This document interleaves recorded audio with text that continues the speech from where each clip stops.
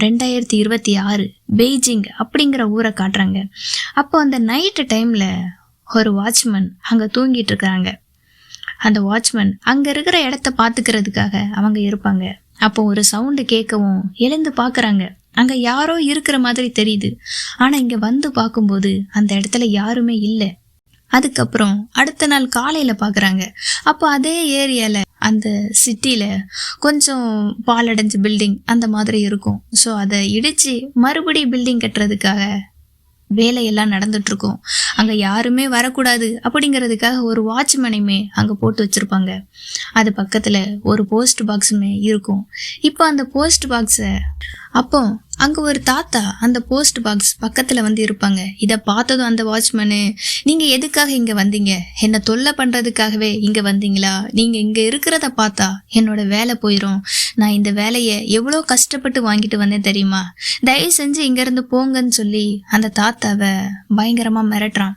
ஆனா அந்த தாத்தா அவன் சொல்றது எதுவுமே கேட்கறதா இல்லை, ரொம்பவே அமைதியா இருக்காங்க. அதுக்கப்புறம் அந்த வாட்ச்மேனே, நீங்களும் தினமும் இங்க வர்றீங்க போறீங்க, ஒரு 2 மாசமா நம்ம 2 பேருமே பார்த்துக்கிட்டு இருக்கோம்.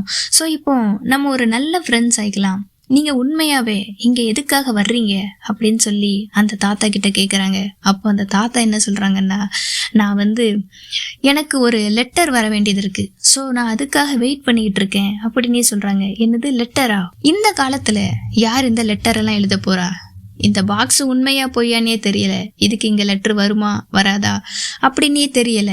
இது ஒருவேளை ஃபேக்கா இருக்கலாம்னு சொல்லிட்டு அந்த வாட்ச்மேன் அந்த லெட்டர் பாக்ஸ அவன் காலால உதைக்கிறாங்க.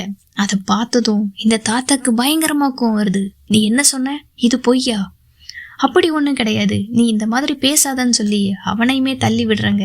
அதை பார்த்ததும், நீங்க இதுக்கு மேல இங்க வரக்கூடாது, உங்களுக்கு ஏதாச்சும் கேட்கணும்னா என்னோட மேல் அதிகாரி கிட்ட பேசிக்கோங்க, இதுக்கு மேல இங்க வந்து என்ன தொல்லை பண்ணாதீங்க அப்படின்னு சொல்லவும், அப்ப அந்த இடத்துக்கு அந்த தாத்தாவோட பொண்ணு வர்றாங்க. இவங்க பேரு தான் நியான். அப்போ அந்த வாட்ச்மேன் நியான் கிட்ட, நீ உன்னோட அப்பாவை இங்க இருந்து கூப்பிட்டுட்டு போ அப்படின்னு சொல்றாங்க. உடனே நியான் அப்பா எதுக்காக நீங்க இந்த மாதிரி பண்றீங்க? ஏன் நீங்க இங்க தினமும் வர்றீங்க? இங்க இருந்து வாங்கன்னு சொல்லி ரொம்பவே கட்டாயப்படுத்தி அவங்க அப்பாவையுமே கூப்பிட்டுட்டு போறாங்க.